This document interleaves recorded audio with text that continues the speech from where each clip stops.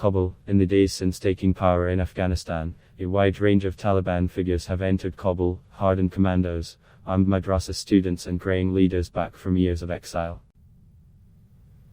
There has been one major exception: the group's supreme leader.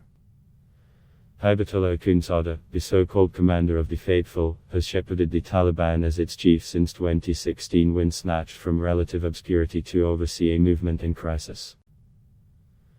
After taking the insurgency's reins, the cleric was tasked with the mammoth challenge of unifying a jihadist movement that briefly fractured during a bitter power struggle. The infighting came as the group was hit with successive blows: the assassination of Akhundzada's predecessor and the revelation that its leaders had hidden the death of Taliban founder Mullah Omar.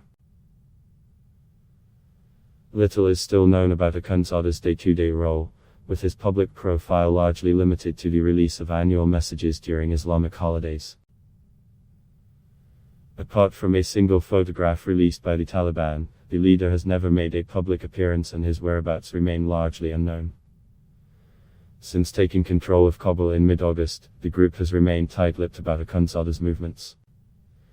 "You will see him soon, God willing," Taliban spokesman Zabihullah Mujahid told reporters this week when asked about Akhundzada's whereabouts. The ongoing silence comes as the heads of various Taliban factions have openly preached in Kabul's mosques, met with opposition figures, and even chatted with Afghan cricket officials in recent days. The Taliban have a long history of keeping their top leader in the shadows. The group's enigmatic founder Mullah Muhammad Omar was notorious for his hermit ways and rarely traveled to Kabul when the group was in power in the 1990s.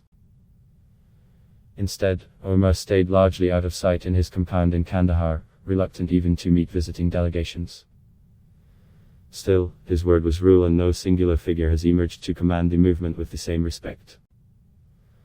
Varol Miller, the head of the Asia program at the International Crisis Group, said Akhundzada appears to have adopted a reclusive style similar to that of Omar.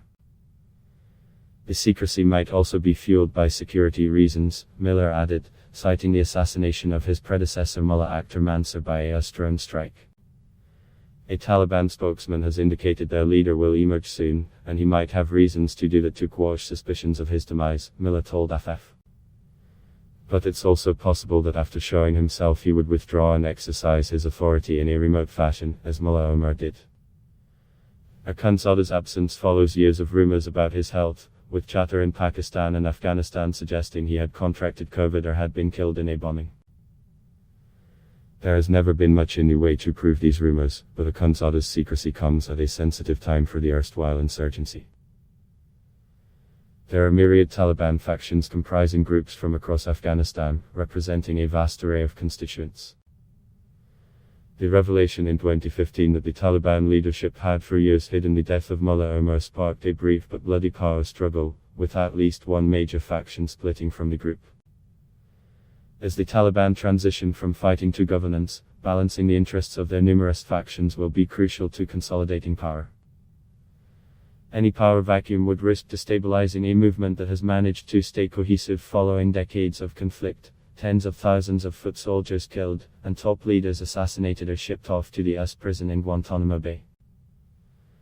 Others suggest the group may just be biding its time until US-led forces make their final exit from Afghanistan in the coming days.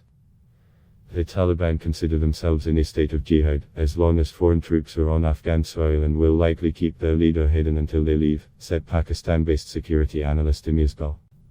At Block Test Y.